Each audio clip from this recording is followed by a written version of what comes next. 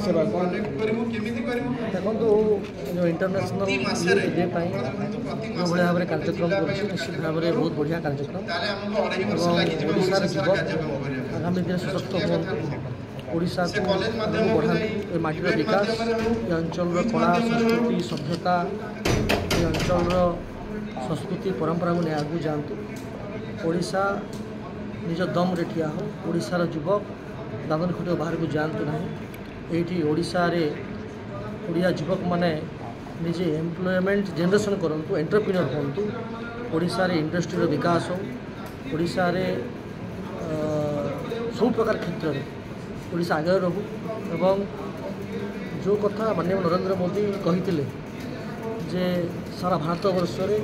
ओडिशा एक नंबर होगापाई कौन प्रकार कमी ना सुदीर्घ बेलाभूमि अच्छी ओडिशा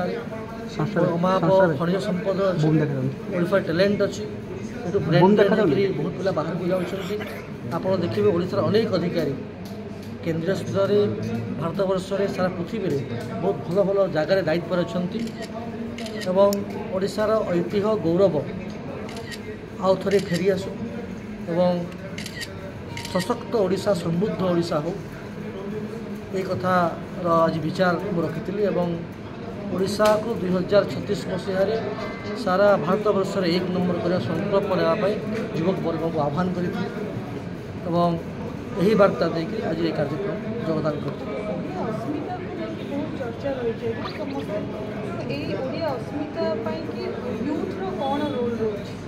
देखो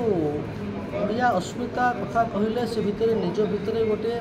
ओडिया संस्कृति ओडिया परंपरा ओडिशार भाषा ओडिशार कला संस्कृति ये सब को लेकर निजक निजे गर्व अनुभव करा पड़े ओडिशार परिचय देवाकू निजकू केतेबेले लज्जा बहुत लगे कथा नुहे मुझा ओडिशा आसी मोर भाषा ओडिया ओडियार जो पूज्य पूज्य अच्छा से मधुबाबू हूँ से गोबंधु हूँ से पंचसखा हूँ से वीर सुरेंद्र साय हूँ से माधव सिंह हटे सिंह कुंजल सिंह बलदेव सिंह जो देवाल सरदार हूँ से जो मैंने भी हूँ से रामचंद्र भंजदेव भाया लोक हूँ राजा थे जो मैंने महाप्रभु दान करते स्वतंत्र ओडिशा प्रदेश गठन पर साहाय्य करते से जे कई भी हो ता कथा कहला बेलू ना नेला बेलू निजे गर्वर सहित गौरव सहित एवं ओडिशा को विकसित करने ओडिशार परंपरा को विकसित करने जगन्नाथ संस्कृति को आधार करी जो परिचय पाइचे ताकू आहरी मजबूत करने जितेबाला ओडिया युवक निश्चित कर जो ओडिया युवक पशकुंचा देव ना ओडिया युवक बाजीराउत को स्मरण कर ओडिया युवक धर्मपद को स्मरण कर जो नहीं गर्व अनुभव कर ओडिया अस्मिता प्रतीयमान हो सेतेबेले जाए जो आम कथा कहूँ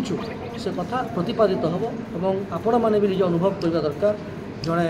सांबादिक हिसाब से जे आपण